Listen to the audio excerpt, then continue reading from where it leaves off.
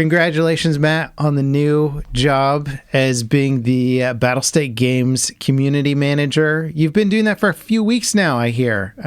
Yeah, we made some pretty big announcements, too, that has really taken the gaming scene by surprise. I like that you're incorporating other developers to your tweets now, too. I noticed that other social media managers are sort of doing stuff where they're hashtagging other games and stuff like that, and they're like creating a nice community. You did that too. You mentioned the Arena Breakout Infinite in one of your tweets, which I thought was super cool, although you did call them out for plagiarizing Escape from Tarkov. I'm not sure. What was your thinking on that? We feel that collaboration is really important, especially between games, and I have no idea where else I'm going to go with this bit, but yes, Tarkov has had a very interesting last 7 days, to say the least. This is an implosion of epic proportions, and probably one of the biggest blunders a game company has made in quite a while. And I mean, people expect it from Tarkov to a degree because their main guy is kind of a loose cannon, shall we say? Is that a term? I don't know. It's a term. I don't know if it's a word I would describe Nikita, but yeah. They've done some things in the past, and they're not the most well known for doing consumer friendly stuff. But yeah, continue. So for people just catching up to what we're talking about here, Escape from Tarkov launched a new expansion, if you want to call it that, a new update for the game, a big patch, right? An addition. They added a different addition to the game. Yeah, so they took the Edge of Darkness edition offline, I think back in January or something. Which was $150, which included all apparent future DLC.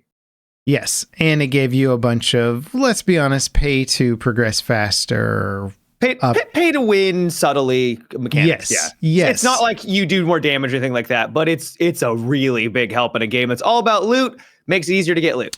Loot and progress, right? It bumps your progression rate as well. So it's a huge deal. It's helpful. This new version, which, mind you can't get the old version anymore, the $150 version, which seems like a freaking discount compared to the new one.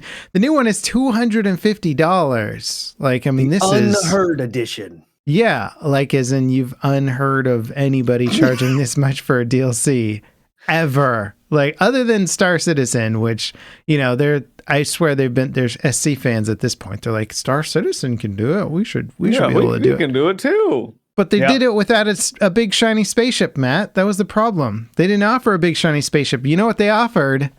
Pocket sizes, but also the exact same game that you can play offline. Well, not really offline, but without PvP.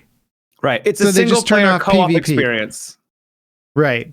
But as far as I know, it's the exact same thing. Just you get to do all the missions just with your friends and not have to worry about somebody spawn camping, extraction camping, whatever. Which I think that's fine. I think that's a good thing they should do. And that has been a mod for Tarkov for a while. You'll get banned for running the mod, but it's been a mod because there's been enough demand from people to want to do that. So they were like, you know what? We're going to be cool. So that's pretty much one of the few features that comes with this update, but it's $100 price increase over the previous one. And then they just have a bunch of pay to win crap tied onto it so that you're like basically forced to get it if you're serious about Tarkov. Well, yes. It will definitely give you an advantage. Yeah. It basically gives you a scav vest, but for your pocket now, which is wild. Well, have you seen their special gadget?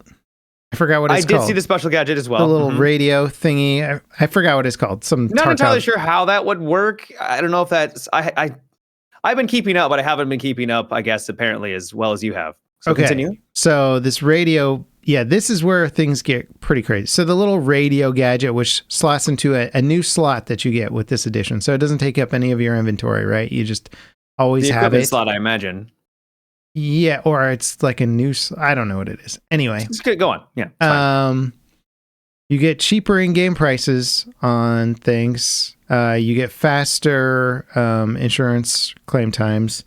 You get a few other things, but then...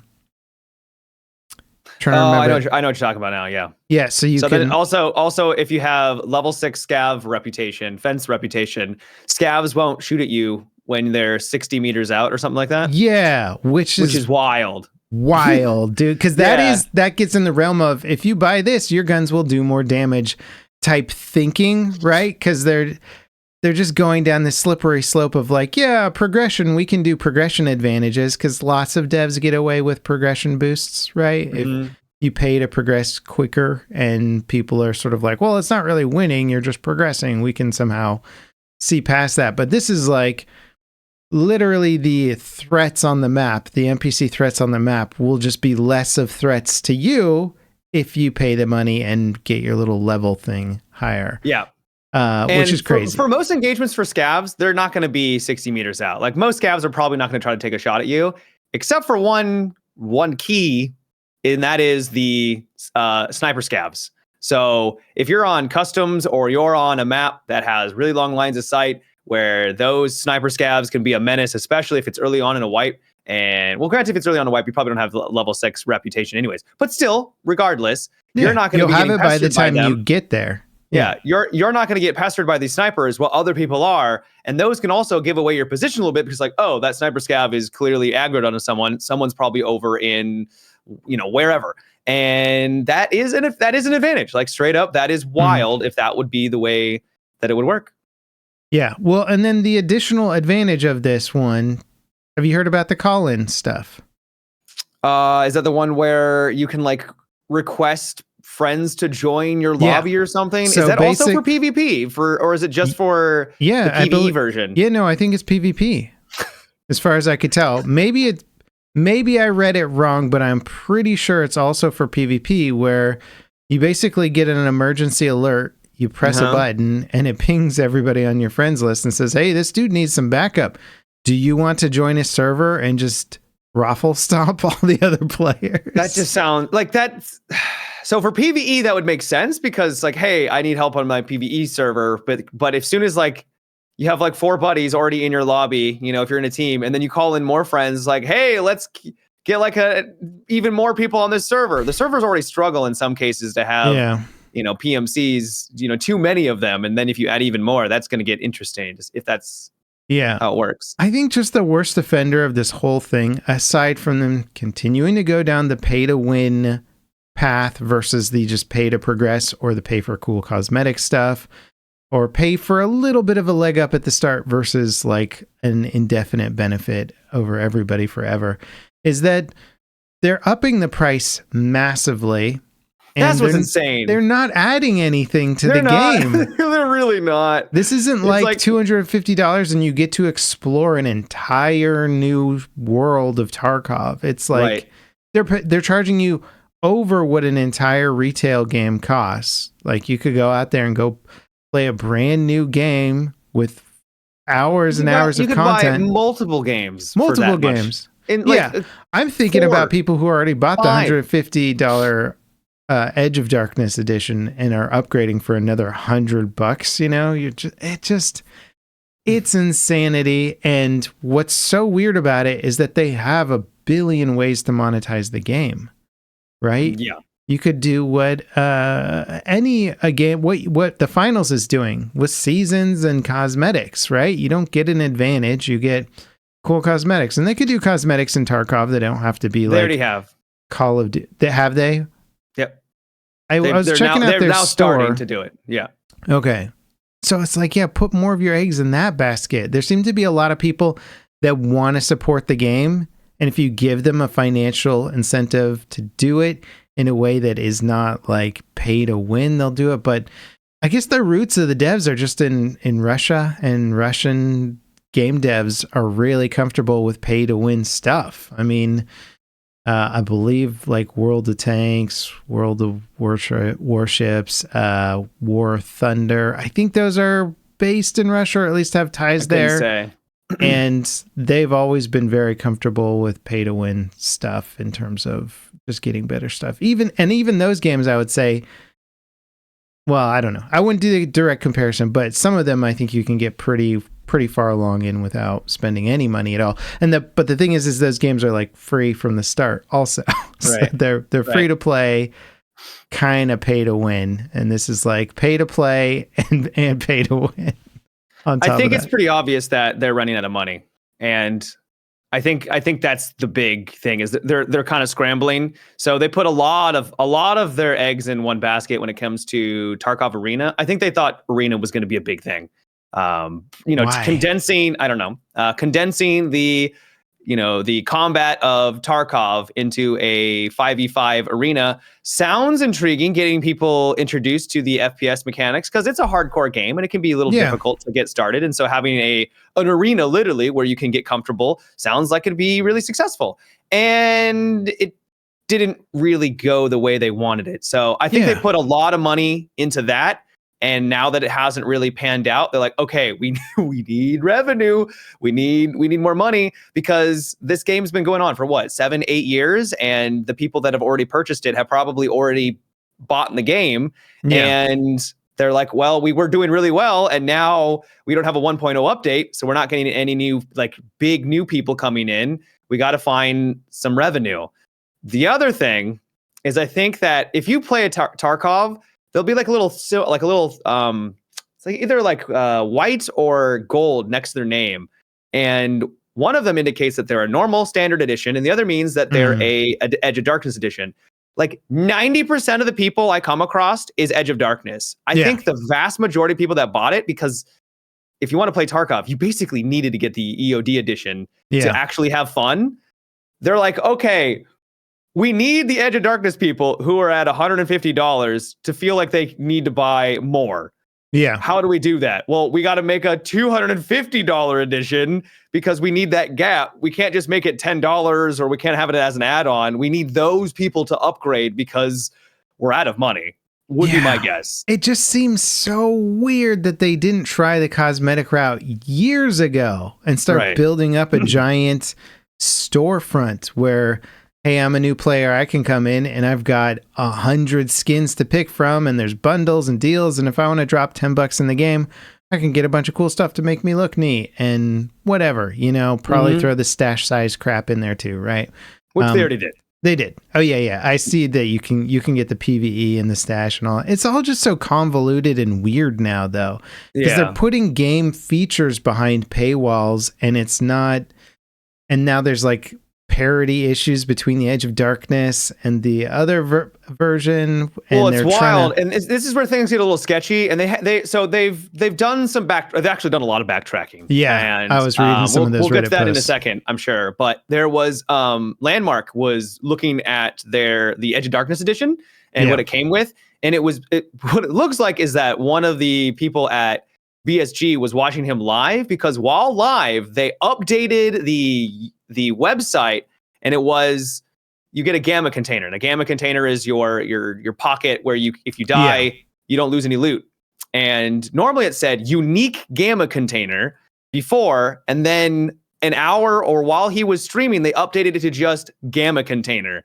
So it's no longer unique to the Edge of Darkness edition, because it's probably going to come to the Unheard of edition. So it's no longer unique. And it's just what weird. Are you doing? This is a huge product in terms of what they're asking for. And they haven't even combed over the details of it, where they're like, wait, should we offer that here? Oh, do you think people will get upset from Edge of Darkness who are getting worse features than the new one? Or, and oh yeah, didn't we promise all DLC for free for people who dropped $150 in the game? It's just, they're dealing with a financial model that seemed really good at the start when people were actually dropping $150 for Escape from Tarkov. But now it's been around for so long, not enough new people are coming in at that price point. And they're just like, well, how do we monetize? You've had all the time in the world to figure out a new strategy, and they just haven't. And it's, man, I saw a potentially leaked convo between what's his face, the guy who runs Nikita, I think, or at least somebody high up, and some of the who are the people who are in the Cool Kids Club with Tarkov. They have the community program or something. I don't know. Yeah, I saw some potential leaked convos between them, and it was just wasn't a great look.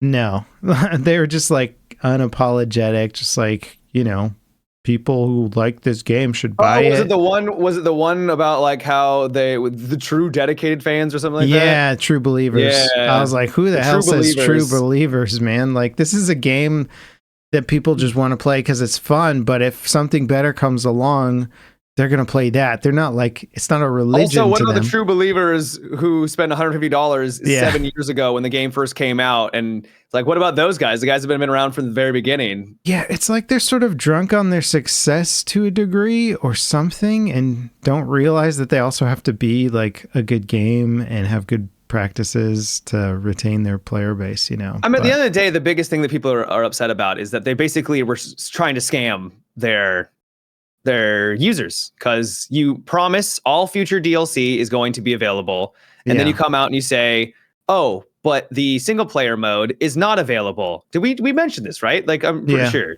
Yeah. So that single player was not included.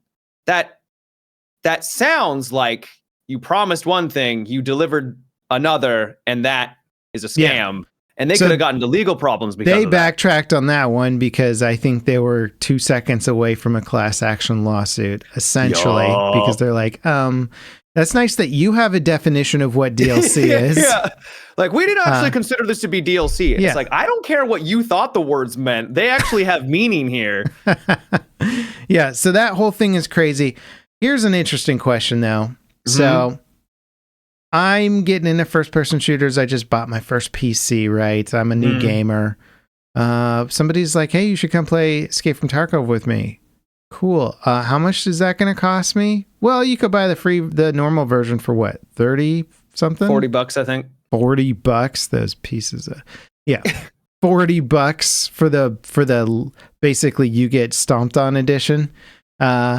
And then if I want to upgrade it, $250? Are you out of your mind? I could buy so many games for that. How many new players are going to come on board with that restriction? It seems like the player base, it's just going to turn into this like elitist game or something. I don't know what it's going to be, but they're up against all their competition is like dropping big competitors to Tarkov right now.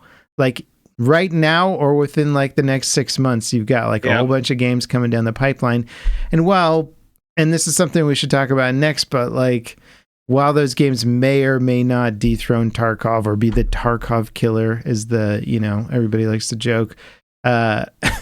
There's a lot of good alternatives out there right now. So it's either this $250 game, which, let's be honest, is still a pretty janky ass game, and probably pretty far from its Unreal Engine 5 upgrade that they're alluding to. It is one of its kind, though. One of its kind for now. For now. I mean... That's how they've been getting away with it, is that it's one of a kind for now. Yes. So I think that's a good segue into Gray Zone Warfare, because it's probably the most similar to Tarkov in many regards. You just look at the inventory layout alone, and it's like just copy and paste Tarkov practically, right? They're just trying to replicate the same system. That game is launching tomorrow for us. Yeah. So it's gonna be yesterday when the podcast goes live. Yeah. So what's your take on that launch? So, okay, we talked about this last week. Couple things. We talked about this last week, and we're like, it's cool. It's got a ways to go, but it's cool. And all of a sudden, it's BT dubs. It's launching in basically a week from when we had that podcast. And we're like, what? Yeah, so mixed opinions. First, you know what? I want to talk about their pricing model, if that's okay. Yeah, because they're doing the exact same thing as Escape from Tarkov with their pricing model, not to the extreme. There isn't a $250 edition. $100 is the most you can spend. Yeah, $100. But it starts off at like 30. Is it 30, 35, something like that? I think for the standard edition. Yeah. And then there's like 3 others that goes all the way up to the Founders Edition, which is $100. And that $100 gives you a lot of the same kind of pay to win stuff that Escape from Tarkov does. More inventory, more better something better. You get starting... like your stash. So your stash size increases, like you said. Then your gamma container, the thing that your secure container, I think what it might be called. It goes up to 3x3, which is still pretty tiny, but whatever, Right, but the normal edition is 2x2, so that is a pretty big deal to go from a 2 to 2 to 3 to 3. Like that's a fair amount. I don't think it's going to matter as much if the game hasn't changed since we last played, which I doubt it will be because it's only been like a week. A week. Yeah. What did they change in a week? I don't see them being able to change a whole lot. Loot isn't that important in the beta, in the whatever you want to call this, the early access. Yeah. Early access. You can put, medicines there. So that's very helpful because you need like 1 million meds to be able to get people back up on their feet. Your mission loot, right? So if you pick up the paper, the documents, the tracker, or whatever you need, you would probably want to put that in there so that if somebody kills you, you can complete the mission. Right. So that'll be helpful. Yeah. But they're going down this same route of you're getting basically pretty big help in the progression and everything Well, they look at Tarkov and they say we can do what Tarkov is doing if we have a competitive product, which it almost is. I mean, it's certainly competitive in visuals and just world crafting, but in terms of this might be a hot take. I don't think Gray Zone is ready for to take on Tarkov right now. I think I don't think that's a hot take. I think I saw somebody tweeted this out responding to Gray Zone announcing the launch and everything. And it was like a content creator who'd played the game a bit. It was like, so I'm really excited about your game, but is it just me or do we all think this game could use another 6 months to cook at least? And like every response was like, like what are they doing? It needs another 6 months to go into early access. Agreed. Because I played it for 4 or 5 hours and felt like I had done most of it. Because you pretty much did. Yeah. Yeah. I mean, you can do more quests and you can level up your character and you can get like some better gear if you go to those harder areas. But for the most part, there isn't anything to strive after. Yeah. Once you've kind of gone to those points of interest, you can try PvP, which is fun. I had my first PvP session. We talked about that last time and it was enjoyable, but it does not have that end game. It doesn't really have an end game loop. It's very, very bare bones right now. And I'm afraid that when they do go live, people are going to be like, yes, honeymoon phase, but then that honeymoon phase is going to go away pretty quickly. Here's a question for you also, because I've noticed a lot of games are doing this in early access where they launch to mixed reviews and then they use that money to keep building the game. And then a year later, those mixed reviews go to mostly positive or on Steam and people start talking about the game more. That doesn't always happen, but for the type of game that Gray Zone Warfare is, it's less of a launch it and play all the content and be done with it. It's more of a, hey, I'm going to keep coming back to this game and playing with friends because it's fun. Mm-hmm. Do you think it has that kind of potential to launch to a mixed review type situation? Because I think that's kind of what it's going to get right now. Especially with the performance. Yeah. Because, I mean, I played with a friend who had a 2070, which is an older card, but it's not like ancient, but it's older. Mm-hmm. And he was getting like 30 FPS. It was unplayable. There are some areas where he literally just got down to like 2 FPS and his game crashed. And he just couldn't play anymore. Yeah. So it was really rough for him. I'm concerned that performance and the lack of content and the lack of balance in some cases, especially with the helicopters, is going to cause a lot of controversy. Yeah. And like I said, the game is fun. When it's fun, it's great.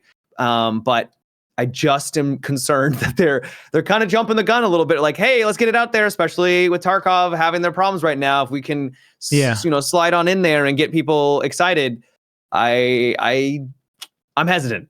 Yeah.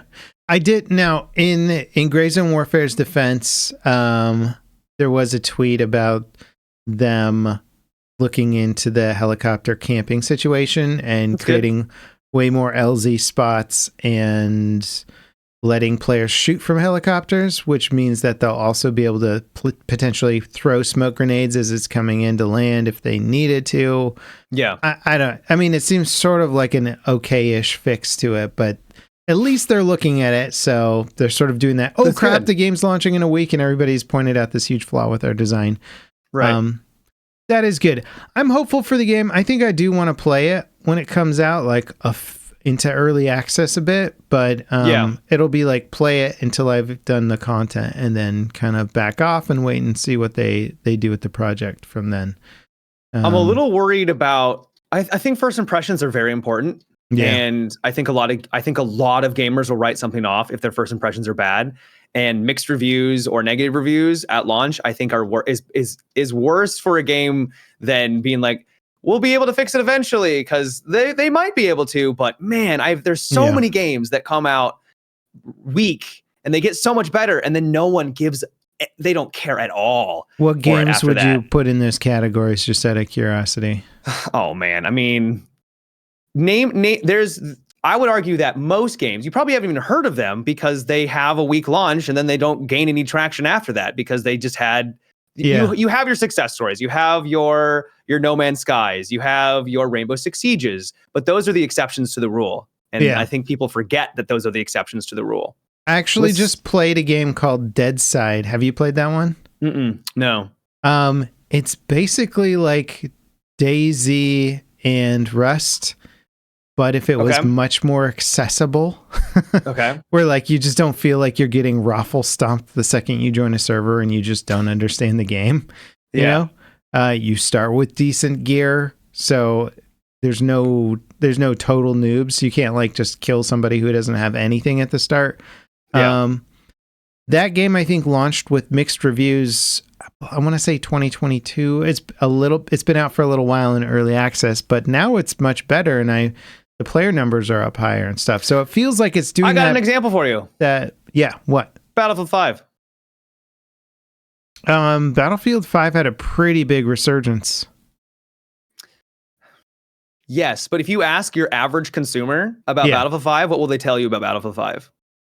I don't know, to be honest. They'll tell you it sucks, that it's crap. You know how much crap I get when I go and play Battlefield 5? Everyone's like, it's terrible. What are you doing? Why are you playing the worst Battlefield? Yeah. That's funny that they still say that, because it's for a while it had a huge player base post launch, right? Like post all their DLC, and people were all hyped for 2042. The point I'm trying to make is you can have a resurgence. I'm not saying that's not impossible, and I'm saying but I do think that first impressions matter a lot. Yeah. If you come out weak and people have that impression of your game, a lot of people will just completely write it off after that. Like, I played that, I don't want to go back to it. It's bad. Why would I go back to a bad game? That's the only point I was trying to make. I'm not saying they can't be successful. I hear you. There's a lot of games do, but I do think it is an important part of launching a game is to have a good start. I will say, I think the exception to that rule lies somewhere within these weird survival games. DayZ, for example. That's a very good point. Yeah. DayZ, for example, when that first came out, it's like its new standalone thing or whatever. I mean, it was terrible. Yeah, terrible. But now it's like it's really popular. You know, people are liking it. So it's just one of those weird things where people kind of believe in the world, they want to invest in it. And I think if Gray Zone can at least get enough people seeing the potential of the game, even if it is mixed at the start, I think they could turn that ship around. So that is a good point. As long as they stick with it, I think Gray Zone will be fine, is my prediction. Especially considering there's so much, everyone wants a new FPS game. It feels like we're just in a drought when it comes to FPS, and especially these style of games. We only really have Tarkov. So I agree. I do. Yeah. I'm just a little hesitant is all that this might be a little bit too early, because I think it is too early. Yeah. Now, I know you sleep during the day, Matt, so you miss out on all the cool stuff going on when you're just snoozing. What I miss out on, Levelcap? Oh man, you missed out on some pretty spicy Battlefield 2042 content. I mean, did I miss out on it? I don't think I missed out on it. I think it's launching tomorrow or something. Yeah, on 30th. Yeah. So I guess this would be one day ago for people listening to the podcast. The new Stadium map for 2042 is out, and it is a map, Matt. It is a map. It is a map. I thought they were going to do more with it. I thought they were going to do a lot more with it. It's not exactly a final hurrah for the franchise. It's more of a it's a little puff. It's a whimper. It's a little, and you're like, okay. Yeah. I thought that because that they removed the stadium from Hourglass because the Hourglass was too big. They did the rework and everything, and Hourglass is fine now. I still think it's one of the weaker maps. It sucks. But they just completely removed one of the most iconic things of that map, which was stadium. And so I was like, oh, cool. They're going to bring it back in season 7. And then maybe we'll have like the full cool stadium map to work with. Yeah. You know, and like the inside, like the actual like middle of the stadium will be playable. No, they basically just took what was that section of Hourglass, ripped it out, plopped it down, adjusted some things. It's not a one for one anymore. Bits of cover and things they put some cover in, and but they didn't like re-strategize the content. And they're like, all right, nope. How can we make this the coolest map? It was like, no, how can we basically make a map out of a chunk of another map and not have it completely suck? And it's like, well, this is it. I mean, there you go. Yeah, it's a little disappointing, but maybe it'll be fun. I'll play it. I'll give it a try. I'm a Battlefield fan, so I'll eat it. You will enjoy however many minutes of that map that entertains you. The little morsels I get. Yeah, it is a weird juxtaposition because speaking of Battlefield 5 earlier, you know, that game suffered a similar fate of people not being happy with the game, and then towards the end it got much, much better, and they ended it on the best DLC that the game ever had with the Pacific DLC. Like the maps were freaking awesome. This is a fantastic DLC. Super good DLC. It's up there in one of the top DLCs, I'd say, with any DLC from the whole franchise. Yeah. Really, really solid. 2042 was trying to play that like comeback card. They never quite got it to Battlefield 5's. Like Battlefield 5 just had kind of better visuals, really, to be honest, and better atmospherics. Yep. And then they and the DLC just never started picking up pace and punching harder, where BF5 was at least dropping 2 to 3 maps mostly with their kind of updates and free maps here and there that would just randomly drop. And this has been like 1 map per season, and sometimes it's going to be good and sometimes it's not going to be good. And yeah, that's what you got. So yeah, they've just been stringing it along forever. I want to talk about this probably down the road in like a future video, but we dabbled on this in the last podcast, or one of them, which was just that interconnected world thing. I saw a tweet or something about it where they mentioned that this is Vince Zampella's doing the same thing with Titanfall, with COD, and now he's going to try and do it with Battlefield, which is just these like interconnected worlds and stories and stuff. And that's going to be hard to shoehorn into Battlefield, which has always been a faceless soldier game, right? Where you're just like, I'm an engineer and I fight. I'm not Kevin the engineer who lost his family in the Great War of whatever. You know, we don't have all these deep backstories. They've tried to sort of do it with these, let's be honest, pretty lackluster single player things. I'd say BF1 maybe had one of the better attempts. I didn't really play any of the single player stuff. They weren't after good. Battlefield 4. Yeah. BF1. I say BF1's had a better attempt, but it was more because it had like a nice introduction to the stories, but the gameplay itself was still boring. You know, you're still playing a boring level. They basically are like, we're just going to have them play in a map, a battle, like a multiplayer map. There's going to be enemies, and you just kind of have to walk around, do objectives. It's not as engaging. It just isn't. Yeah. I like the idea of war stories, and I think that's probably why they were a little bit more successful, is that they're really short, bite-sized little events with maybe a really cool, iconic, bombastic moment. And that's fun, and it doesn't require them to string them together in an overarching campaign. You can just be like, this is our flying mission. This is our tank mission. And we don't have to try to come up with some justification why you're playing as an infantry player and now you're in a tank and now you're in a helicopter or something, right? Yeah. So that made way more sense. You weren't some super soldier type character.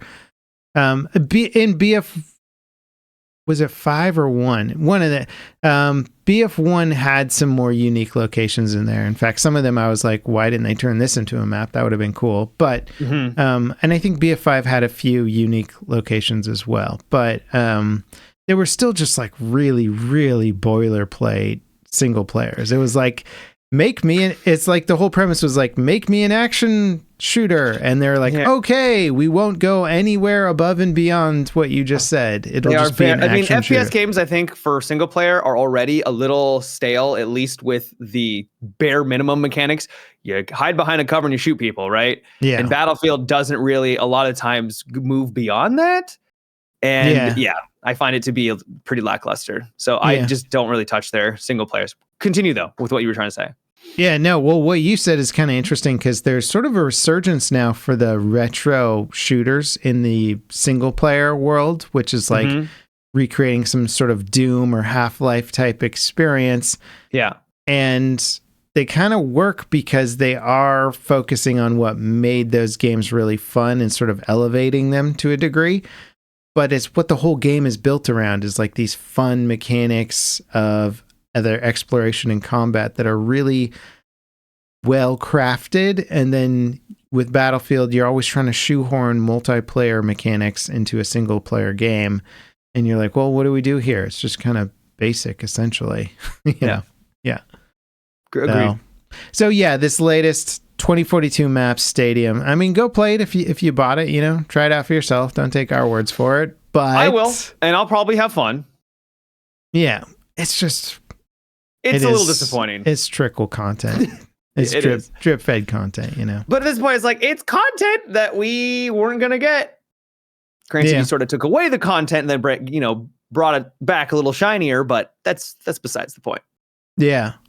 Backtracking just a second to some of the gray zone in Tarkov extraction shooter discussion.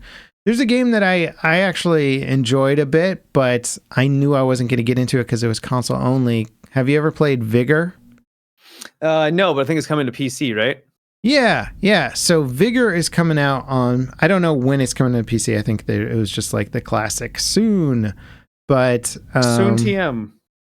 I thought that one was actually pretty well crafted in terms of just creating an ambiance, and you have sort of a little safe zone house that you're constantly upgrading, and it can sort of produce resources for you when you're not playing the game or something like that. And so it's, you've played those types of games before, but that combined with an extraction shooter with a pretty interesting dynamic where like radiation gets blown into the map and you have to like exit as the radiation's coming in. So people are all being forced out of, you can either exit out of any exit zone, or you'll eventually all get pushed towards a singular exit zone. So depending on how long you stay in the round, it's got some fun dynamics there. And I think the world crafting was really good. So I'm curious to see that one come over, because that Gray Zone Warfare, this new Arena Breakout Infinite game, which could be good, could not be good, who knows. That was the one that Tarkov threw shade at the worst possible time. So stupid. So every comment, there wasn't a single comment defending Tarkov. No. Out of like Tarkov 10. So for those that don't know, there was a tweet where Tarkov responded to the Arena Breakpoint Infinite or whatever it's called. This was the day that their trailer dropped for the new DLC that everybody was furious about, by the way. Yeah. Continue. They're like, have fun with your 20 minutes of fame or whatever. And, you're basically copying and stealing Tarkov mechanics. You're plagiarist. Yeah. I can never pronounce that word. Plagiarist, or they're plagiarizing. But I mean, Arena Breakout Infinite knew what they were doing. They poked the bear, and they basically put out a tweet saying, hey, for everyone who's now a homeless extraction shooter because you can't afford to play Tarkov, which is pretty funny. It's funny, and it's on point, and like, who cares? They're like, come play our game. It's launching soon. And of course, and like a little immature drama influencer, Tarkov responded to it, and they're like, enjoy your like 20 minutes in this blatantly plagiarist game or whatever. And what's so ironic about that is that Tarkov is, I mean, I wouldn't call it plagiarizing because I would call it inspired by, but Tarkov is blatantly inspired by Stalker. Like, so blatantly. I don't know why they felt the need to get all salty the day they were, probably because they were getting pushed back and they're like, I am now going to lash out myself. It's not a good look. No. Did you see what Helldivers 2, their response was? Oh my God, no. They had a beautiful tweet. So remember how we mentioned the whole like, okay, let me read the tweet. So it says, be sure to check out the deals in the acquisition center today with prices so low, they're practically unheard of edition. Nice. True believers can grab the CM21 Trench Paramedic for only 250 SC, featuring increased pocket size and extra stims. It's literally like, it doesn't say Tarkov, but it's literally them just being like, you're stupid. Yeah. Oh my God. I know. It's so funny because you're like, hey, look what a good, smart, intelligent developer does that cares about their community versus Tarkov's developers. And it's absolutely just like slammed them. Oof. The side-by-side comparison is just, it is embarrassing. Truly embarrassing. I do feel bad for Tarkov fans. I was talking to somebody earlier today who's a pretty hardcore Tarkov player, and he was like, this is all getting blown up by influencers for kind of clickbait drama and whatever. And I mean, it is, but maybe is it, a little bit, but at the same time, it is still one of the worst things I've seen a developer do in terms of just blows me away is if they just released this in a good state, it probably would have brought people to the game. There's so many people that would have been like, oh yeah, I will finally try Tarkov now because I've got an environment where I can enjoy the game and try to learn the game without getting absolutely dunked on by other players. And I can just, I would have been more likely to. It's like Tarkov Arena. They put it behind this paywall, and I'm like, no, make that just like a free thing that people can jump into, and that'll be the gateway to the game. But no, all of their plans are just blatantly terrible ideas, like obviously terrible ideas. So the arena breakout thing cracks me up because not only were they sort of making fun and poking fun at Tarkov, but they got they got exactly what you would always want, which is somebody to punch down, right? Yeah. You're not supposed to punch down. Everybody knows this who's been in the content creation world for any period of time or has a social media account. If somebody some small channel goads you and says, "Oh, Matimio's a dummy because whatever," and then you respond, now everybody knows who that guy is. Unleash my wrath upon them. Yeah, and you're like, I'm not a dummy. Type. And then everybody knows who that guy is, and they get all the attention that they're trying to get in the first place. Yep. Arena poked the bear, and Tarkov, like some day one content creator, was just like, I'm going to rebuttal. And it was just, you're like, well, you just sent a bunch of players over to Arena Breakout. Like, that's... A lot of people didn't even know about it. Yeah, until that little back and forth there. That's some great advertising on their part. They poked the bear just the right amount, you know? Yep. Yeah. For sure. We'll see. I am actually curious to hop on and play some Arena Breakout though. I'm like, hey. Yeah, same. Looks competent. Oh man. Agreed. So what else you been playing, dude? So I've been playing a game called Stellar Blade. Mm-hmm. Stellar... I've been making that joke a lot because it's appropriate. I'm assuming you've heard at least a little bit about it. Oh yeah. Yeah. There's controversies. It's not a controversy. It's not controversy. It is, but we know what they're doing. Like it's. No, 100%. Yeah, they made a really attractive character, and did you buy any of the cosmetics for it, Matt? I didn't buy any cosmetics, but there's like 34 outfits or something like that in the game. And let me tell you, Levelcap. Oh, I've seen them. Oh, have you? I've played them. Now, so I haven't beaten the game. From 0 to 10, how would you rate the jiggle physics in the game? I see they spend a lot of time. It's a lot of jiggle physics. We'll just put it at that. There's a fair amount. So it is it's Korean, right? Korean developers. Yeah. And they made a really solid. I don't want to say it's like Dark Souls. It has a lot of Dark Souls mechanics where you're parrying, you're dodging, and everything like that. More like, I would say, a God of War, more specifically. Okay. So it's kind of a mix between Souls and God of War. Those kind of games where it's more fast-paced and you're going to be doing a lot of parrying and dodging and getting your combos. There's different combos that you can perform, and it's solid. It's pretty tight. It's a well-made title, and I'm really enjoying it. I thought I was going to beat it last night, but this isn't necessarily an issue. The first 3/4 of the game, a breeze for me. I didn't really come into any, like, I go against a boss, easy. First try, no problem.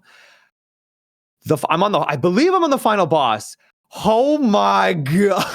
Did they just ramp it to like unbelievably difficult? It goes from like a 4 out of 10 difficulty to now we're like at a 9 or a 10, where I'm just like the amount of like attacks Dark Souls and constantly, and I'm just like, what is even happening right now? It's like Elden Ring final boss type, like. Oh, I would say that it's like I'm at this boss right now, and I don't see the light at the end of the tunnel. You know, when you fight like a boss and you're like, I don't even see. You're not making any progress each time. Right. You're like, okay, like I did even worse that time. What the hell? Exactly. Yeah. Exactly. That's where I'm at with this boss. Where I'm like, okay, it was late. Because I really was expecting to beat it. And so I was kind of grinding that. You should give context to our viewers, because not everybody here is intimately familiar with all the games that you like to play and are good at, but you've beat all the Dark Souls games, right? Yeah, I've played every single Dark Soul game. I've played spin-offs of, other genres that are Souls-like. This is a genre that is one of my favorites because I adore the challenge. You saying and it's that something is hard is like, that really means it's hard within this type of game. It's not, and the thing is that these bosses get really spongy at the end, so it's not like it's difficult mechanically, but it's difficult mechanically also on the fact that you are spending 5 minutes and you can't make many mistakes, because if you make a mistake, now you're back at the beginning grinding for another 5 minutes trying to whittle their health down. So it's a bit of a slog. Besides that, it was enjoyable. The story was at least interesting enough. Yeah. And the characters were at least okay. The only thing, and it's the controversy, is that she's really attractive, and her costumes are so outlandishly sexualized that it can take you away from the experience a little bit. That's so that's why I take issue with the whole thing, which is like, who cares if you're making Dead or Alive beach volleyball? You know what you're doing, right? You're just putting a bunch of skimpy characters in jiggle physics, which is fine stuff, and okay, fine, just go for it. But nobody's like, I'm so excited to play Dead or Alive beach volleyball. Like, nobody's out there like, I can't wait for this next tier of volleyball games that's going to be amazing. They know what they're doing. It's just going to be a dumb toss away game. This game actually had some real time and effort spent on it. Clearly a lot of time spent in the narrative and the fighting mechanics, and the visuals look pretty darn good. Yep. But it's got this overlay of like, hey, let's cater to like teenage boys who are like having raging hormones and are just going to have to buy this game. Whereas an adult, you're sort of like, can we play something that feels like maybe it's not treating me like I'm a horned up teenager, and maybe somebody who's going to appreciate the game for what, it's like, it's just dumb because they've turned it into the wrong argument online, which is like, you can't show people like this. It's like, of course you can, but know your audience, right? It seems like the game is actually built for somebody who wants a Souls-like game, but that also doesn't seem like somebody who wants their main character to constantly be seeing up the skirt shots of them. And you will see them all the time. Yeah, climbing a ladder, down the shirt shot, climbing a ladder, up the skirt shot. Like, it's all the moves are like, oh my God, my tits are almost popping out. And it's kind of insulting. It's like, I wouldn't want somebody to catch me playing that game. If that was that's kind of the way I felt too. Yeah. So I don't mind. It's like, whatever, if you like that, that's fine. And if you like that kind of stuff, that is completely okay. You can have that opinion. It doesn't make it a bad opinion. But it's also okay for people to have the opinion that this it distracts and it takes away from like what the game is kind of going for, because you'll have some really like, I wouldn't say like the scenes, like the plot isn't incredible, but there'll be some scenes that are trying to have some gravitas to it, where it's like, this is a serious scene.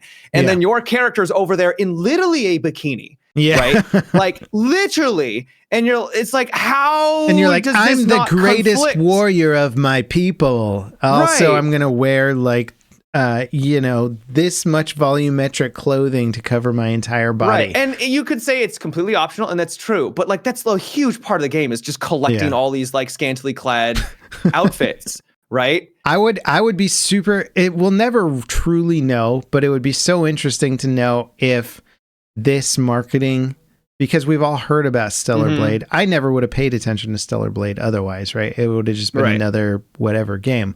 We've all heard about it because of this. Do you think it's improved the sales or hurt the sales or made no difference? Idea. Maybe it's improved it.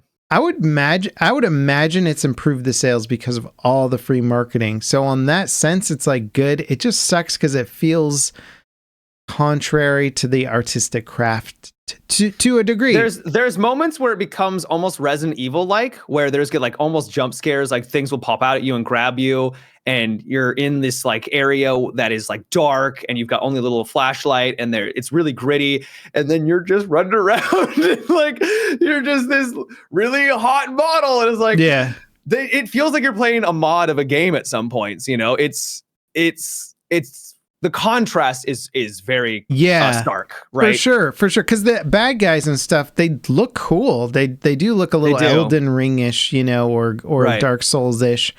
And it just doesn't look appropriate for the way you're dressed. Like, it looks like you should be in some cool battle armor, or like Hideo Kojima designed the game or something, and you should be one of his characters. But instead, you're just like basically a porn star fighting a bunch of grotesque monsters. And I don't know, it seems like they could have easily just had your main suit look kind of like an armored, Alita Battle Angel type thing or something, where she's still kind of sexy, but it's like armored sexy or something.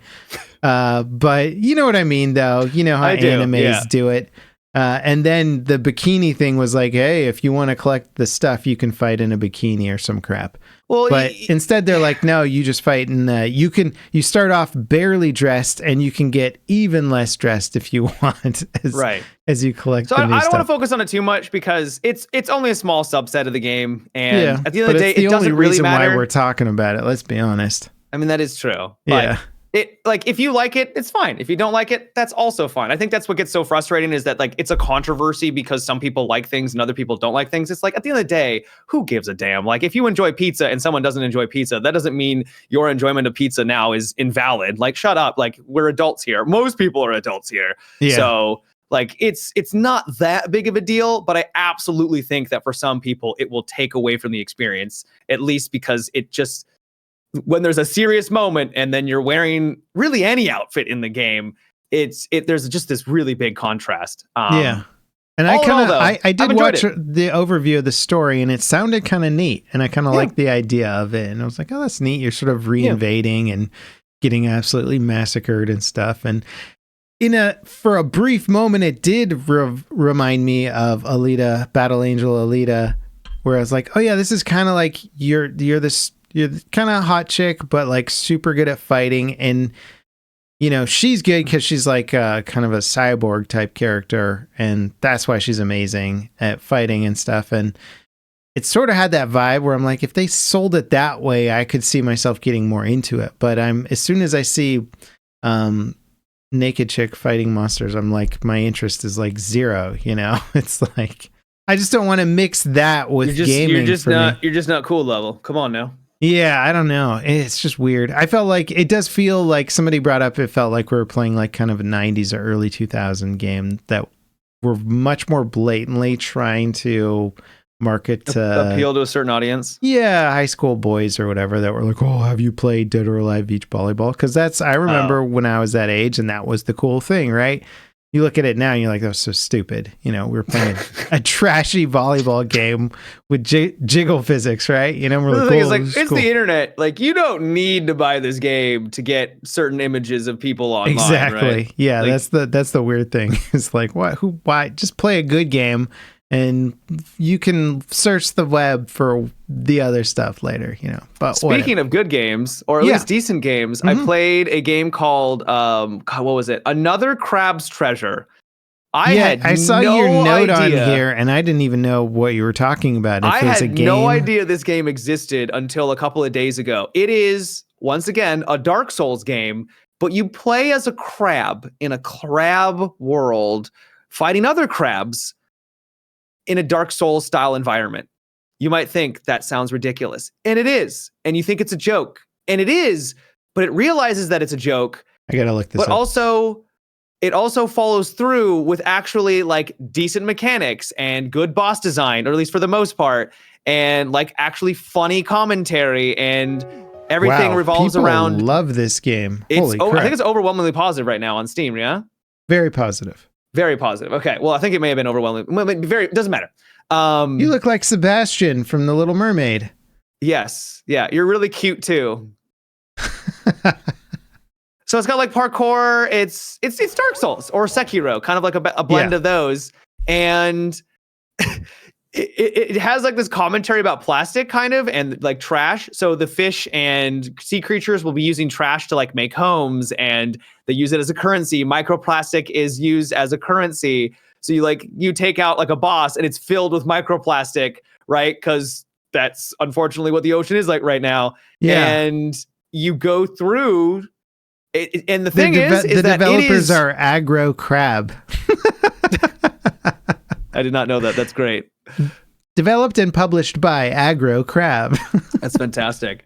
So I thought it was going to be nonsense, and to some extent it is a little nonsense, but it's actually good, and it's difficult. Like, it's legitimately hard. You'll have these like crab archers with like rubber bands, and then they'll shoot like toothpicks at you, and they'll like one shot your ass, and you're just like, how?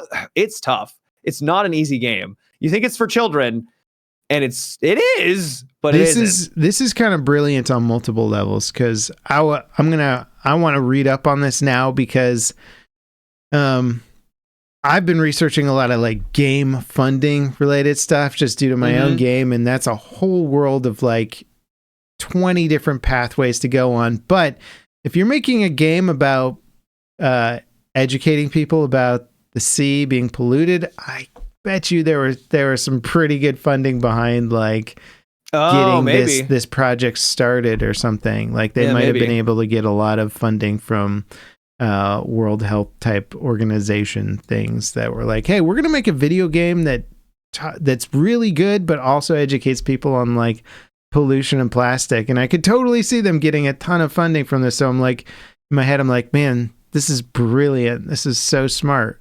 That would, if that's the way, because right now it's hard to say, because on the one hand, it looks like pollution eventually is causing things to like become corrupted, and that's why things are like attacking you. But also, like, they're all using the pollution as like currency, and it seems like a good thing. Like they're all happy when the trash island comes over and all the trash starts coming down, because they can use that trash as like, you know, money. So it's a weird, it's fun. I liked it. Yeah, interesting, man. Well, that's a cool one to keep on the radar. I'm gonna research this one a bit more after the podcast. It does look cool. Oh man, they missed out on product placement. They could have had Coke cans and stuff in there instead of your crab shell could have been a Coke can. I don't know if they would want to sponsor that. But I don't know if they would have either. Probably not. If how many brands want to show their trash at the bottom of the ocean? That's fantastic. Probably not cool. Many. Well, that's cool, man. Thanks for bringing that one up. I don't think I ever would have heard of it, but yeah, thank my chat for that one. They recommended it and then voted for it, so we went with it. Nice, man. I did finish Dune 2, and it slaps, man. It's good. It slaps. It's good. I'll Dune have to watch Part 2. Sorry, it's not the second Dune one, but it's fine. Very good, man. You'd recognize your old pal Buck from Masters of the Air in there. Yep. No, he's apparently like a villain in it. So yeah, he's a great actor. He's very. Yeah, the range on him, you know, he's like all-American hero to the creepiest, worst guy you've ever seen. Yeah, apparently he's got like black teeth or something. Yeah, the Harkonnens are. They're interesting, to say the least. Yeah, you know, you don't want to be at the bottom of the totem pole in their society, or anywhere other than the top, really, for that matter. No, there's some just the way that they treat life in general. They remind me of a little bit of Warhammer 40K. A little bit. Yeah. Just the grotesque kind of. They're gross looking.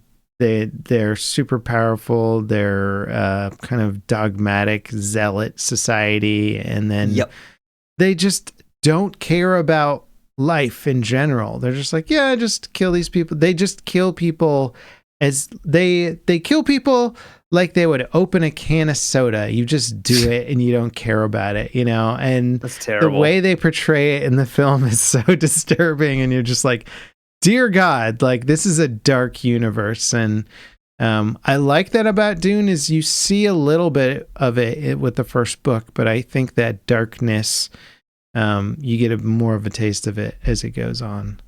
Cool. Well, I can't wait to watch the movie myself. Yeah. Highly recommend. I don't know if I give it 10 out of 10, but it's up there. It's 10 out of 10. 10 out of 10, baby. We need number systems. Systems. Well, everyone asks me because I hate giving ratings. I think are stupid because it doesn't give you actually any context. So I have my 3 bowls behind me, which you can't, unfortunately. I guess we have the 1 bowl. Sorry, we could only fit one in due to budget. It's all right. So now I give people. I'm like 2 out of 3 bowls. Like so, it's a 6 out of 10. No, it's 2 out of 3 bowls. Yeah. You've got 1 out of 3, which is not great. You got 2 out of 3, which is solid, and then 3 out of 3 is fantastic. That's all you get. You know what? I don't mind that. Why do we need all these extra numbers? You know, it's just number fluff, is what it is. It really is. It's like, oh, you gave it an 8, not a 9. Okay. Well, because all you need, because you've created with your ingenious bowl system, I might add, is the good, the meh, and the bad. Rating, right? Pretty much, right? Yeah, good, meh, or bad. Well, it's more like bad, solid, and great. Yeah. Okay. Yeah. I give a lot of games 2 out of 3 bowls. Okay, fair enough. Yeah. You don't. You know, it does lack a little bit of nuance in the middle area because it's so silly. It doesn't matter. It's just I don't like rating systems. You need to buy another bowl, Matt. It's got to be 3 out of 4 bowls. Okay. Yeah. I'll see what I can do. 2 out of 4 bowls is like meh. 3 out of 4 bowls is solid. And then 4 out of 4 bowls. Woof. Matt gave it 4 out of 4 bowls. Kotaku's going to write an article about that. I like it, man. I had some goat pepper soup over the weekend. We're going to talk about goat pepper soup now. Well, I feel like the world needs to know. I don't know. We found this authentic Nigerian food place around here. Okay. Somebody highly recommended, and they said it wasn't hot. You know, like I can handle hot. I like to put. I can't handle heat. I can handle hot to reasonable levels. I think the average American level of hot, which would be, you know, put sriracha sauce on something and eat it, or have your jalapenos and whatever. And yeah, I can handle that. Good to go. It's fine. I don't know who was if somebody else was working there that night or something, but the goat pepper soup I got was like, you messed up.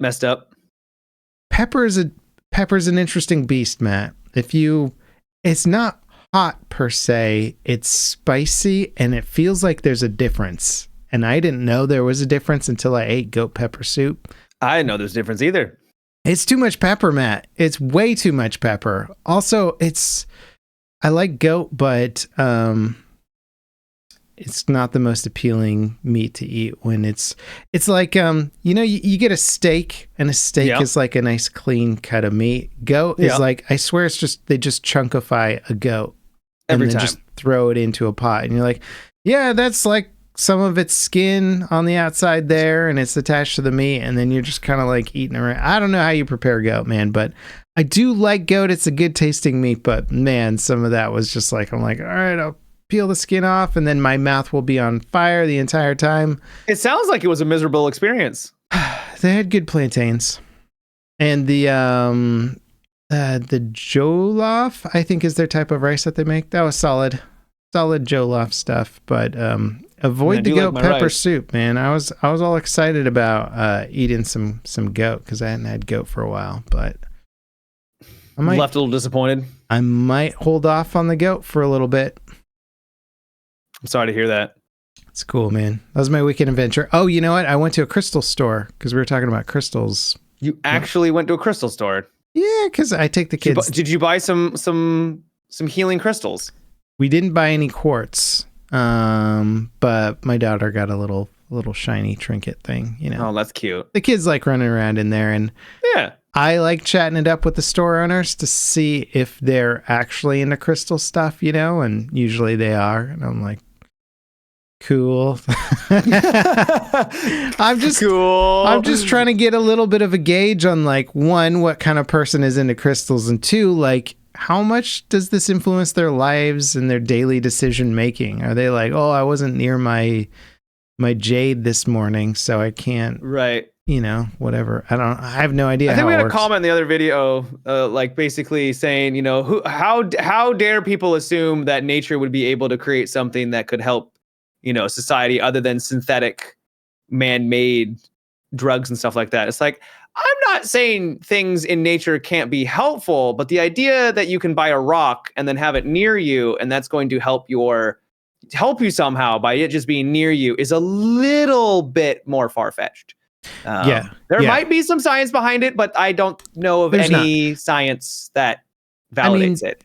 Yeah. The thing is you need science. There's no evidence to suggest that it does anything. Right. In fact, most evidence suggests it does nothing.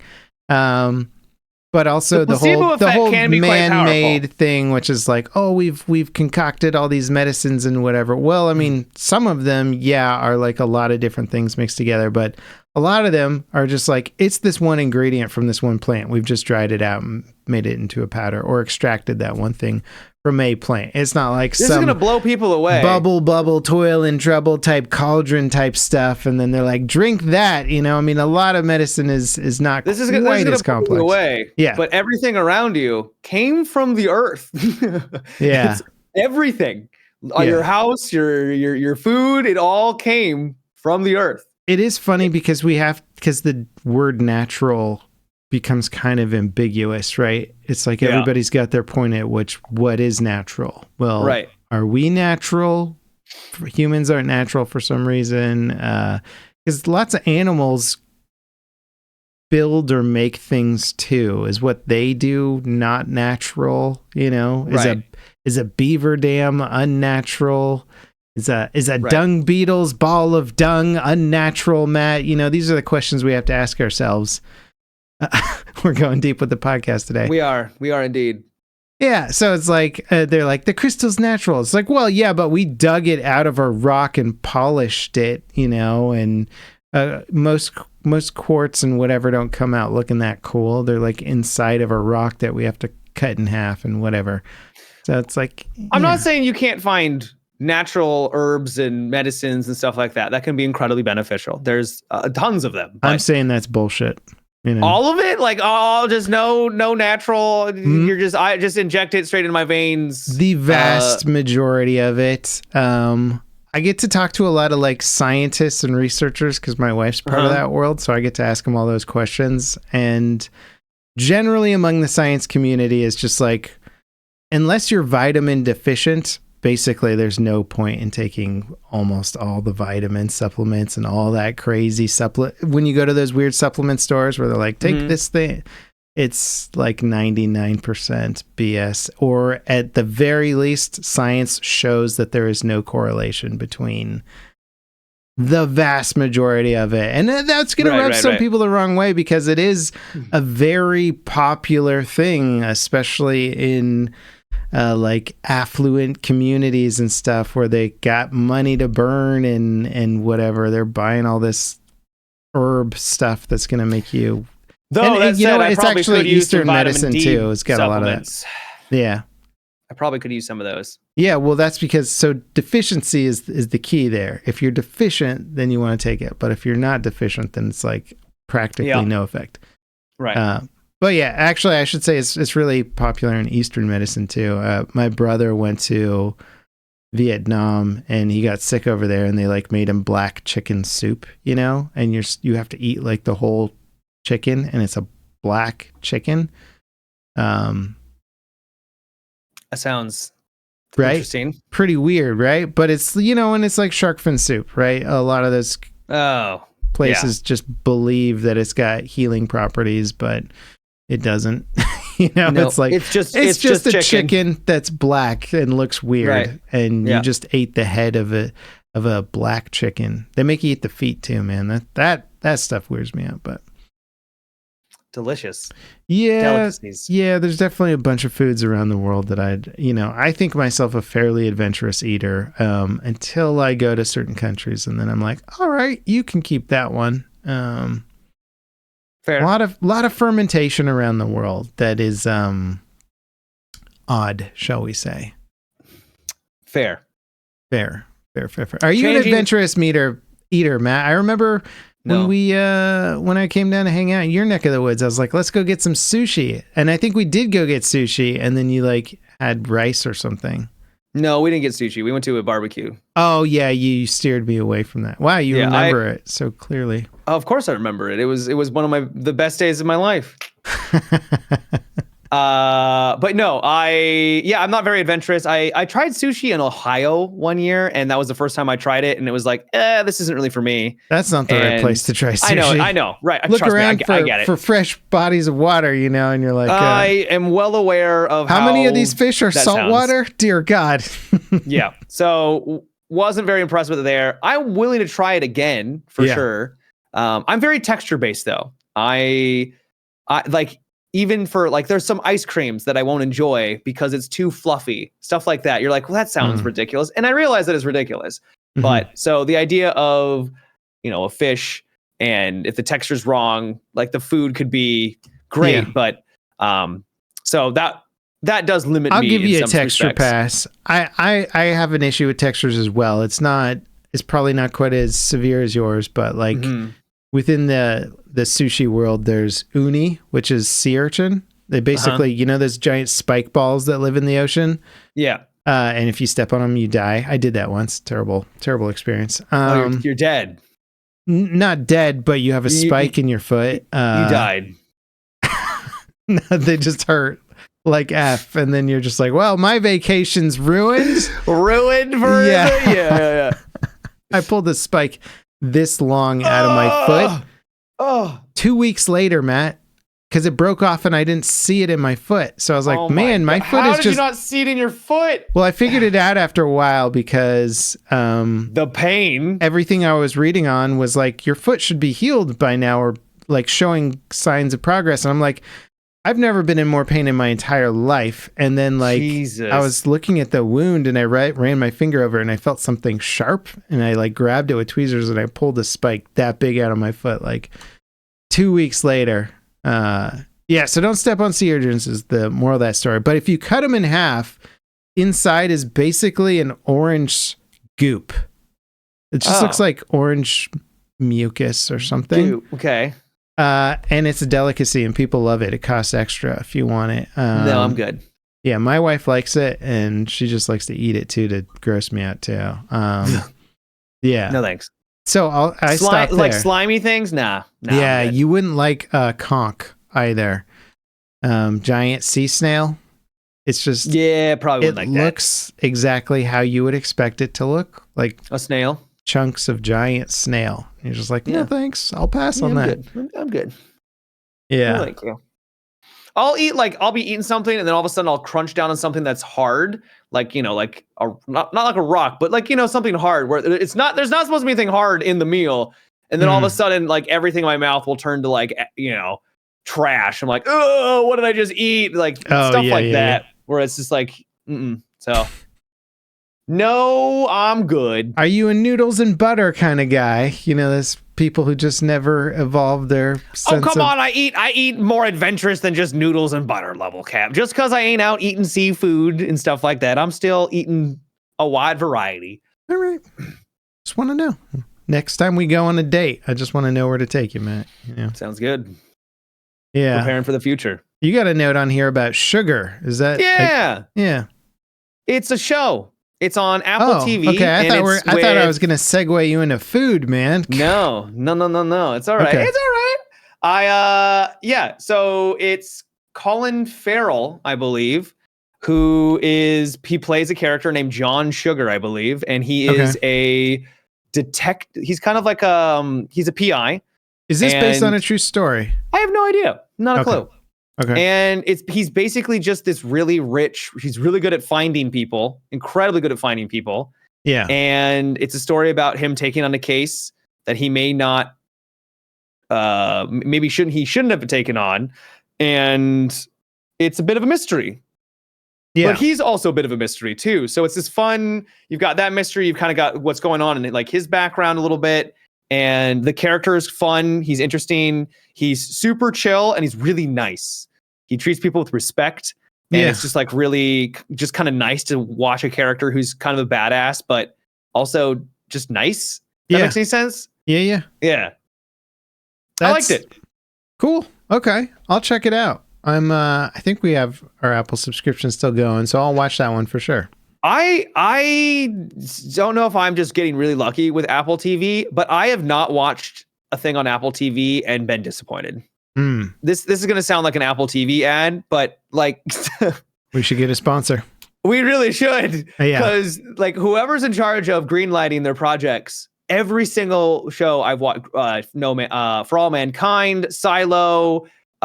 This now you've got the sports one that's Ted Lasso. Yeah. The Monarch show. All of them have been like really entertaining.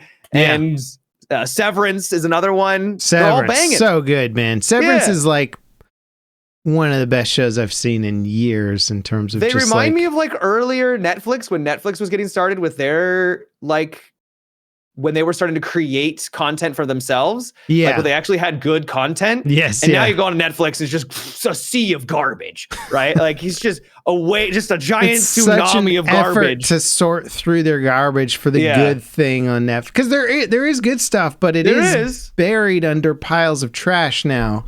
Yeah. And I remember there was I think it was Netflix dropped like this teen rom-com type movie that was actually not terrible and got super popular, and then within the next 6 months to 2 years was nothing but piles and piles of the worst teen rom-coms showing up on Netflix, and you're just like, not a single one of them was good, it was just the one that was good, and then a billion copycats that all failed. And you're like, oh, Netflix, just hire some smarter people who care about TV and cinema and stuff, because Apple found them somehow. They got to exist. Apple feels more curated, so they don't have nearly as much content, not even close. But the content that is there seems pretty solid, at least for my taste. A lot of sci-fi, a lot of cool sci-fi shows. Mm-hmm. Yeah, maybe it's a little more. And then again, I wonder if Apple sort of has a different demographic and they're playing to their demographic, which is people who can afford Apple devices. Could be. Not that you need an expensive Apple device to watch Apple TV. I don't even have an Apple device. It's literally the only Apple product that I own. It's not even a product. It's a subscription service. Right. Yeah. Thinking about getting their new TV thing, Apple TV thing, but we'll see. I'm just really bummed out that YouTube streaming is so bad, and with resolution gating and all that stuff. And that's pretty stupid. It won't stream any of the stuff I bought on YouTube on it. So I'm like, man, there just isn't a one product that plays all anymore. It's like you got to pick and choose. And I'm like, I'm done. Could you buy like a PlayStation? I mean, do you have a PlayStation 5? That should be able to purchase and work those things, right? You would assume. No, Google will throttle on consoles. That's ridiculous. That cannot there can't. Well, because that can't be legal. I've got my new Xbox X, whatever the latest Xbox model is, and my old Xbox can do 4K. No problem. And it's got a good upscaler, all that stuff. Great media box. Throttles YouTube content, YouTube movie content on it. Not their fault. It's if you perfectly purchase capable. Something and then they don't deliver on that doesn't sound legal. It's gonna. There will be a reckoning one day, but it's not going to be a financial reckoning. It's just going to be a new regulation. And then they'll just all have to change their policies. And that'll be that. Okay, we have to do this now. Cool. We can't get away with this loophole anymore. Yeah. The way of the economy. Yeah, for sure, man. But, I finished Shogun. Oh, really good. I'm going to start it soon. It, like throughout the show, I enjoyed it from start to finish. I wasn't floored by it, but I will say the last couple of episodes, man, like emotionally gripping at times and just it really gets you into it. Where the first half of the season, you're almost more appalled by feudal Japanese culture because it is horrifying by modern standards. Yeah, it was not a good time. Yeah, a lot of killing people for reasons that do not make any sense. And then by the end of the show, you're kind of invested in these characters and sort of their journey, and you've been brought into this feudal world enough that you're sort of being able to empathize more with the characters, even though their belief system and way of looking at the world is so alien. Not line up. Yeah, you're sort of like, okay, I guess if like honor was the thing that was most important to me, I now resonate with them in this regard and understand their plight. But it's good, man. Also, so you're saying it's well written, and I know it's based on a book. I didn't read the book, okay, but and I think the book's pretty old. It's been around for a while. The main character, the Shogun guy or whatever, or the guy, it's a power play to see who's going to be the next Shogun. But the main character is his evolution is good, man. I wasn't expecting it. I thought it was a story about side characters, but towards the end, they're sort of like, this guy, pay attention to him. He's been doing some stuff behind the scenes you didn't even know. Solid really well character evolution stuff. Nice. Check it out. I will have to. I think it's Hulu. Yeah, I think it is Hulu. Yeah, so that one. Yeah, now I'm looking for the next thing. Oh man, Wrexham starting on May 2nd. New season, right? Yeah, I'm excited about that one. That one's fun because I see the real world news and then I'm like, oh, I can't wait for the season. I can't wait to see what it's on Wrexham. Yeah. That's great. That's fun. Yeah. Well, you want to wrap up the pod there, Matt? Yeah, sounds good. Okay. What? Oh, well, man, I did the thing again. I didn't tell people to go check out our Patreon. Oh yeah, we just jumped into having fun. We're just so excited to talk to you guys about video games, and we're like, oh yeah, we got to monetize the podcast. Ugh. Who's got time for that? Yeah. If you guys enjoy our podcast and want to support us more, check out our Patreon. It is linked in the video or podcast description. And if you subscribe to us, you can not only watch the recordings live, which we've got some people up here chatting with us, but after the podcast is over, we have a little community session. You guys can ask questions. Matt and I talk about weird private life stuff, and it gets saucy in there. You get to politics, man. Whew. You want the politics. Matt's got some crazy ones. Just wild out here. Only for you Patreon members. Getting wild. Yeah. So if you guys want to support us on Patreon, please do so. But regardless of whether or not you give us that support, Matt is always going to have some weekly advice for you. Take it away. My Matt. weekly advice is worry about the things that you can control and stop worrying so much about the things that you can't. That is excellent advice. I agree with you. Just go with the flow, man. Go with the flow. That's how I live my life, man. Just clearly. Sort of, yeah. There's not a lot of forethought, I'm just like, this is cool. Well, I guess we're gonna head this way now. Yeah, let's head down that dark tunnel. It's the only way to go. Exactly. What could go wrong? All right, people. Thank you very much, and we'll see you next time. Peace out. Take care.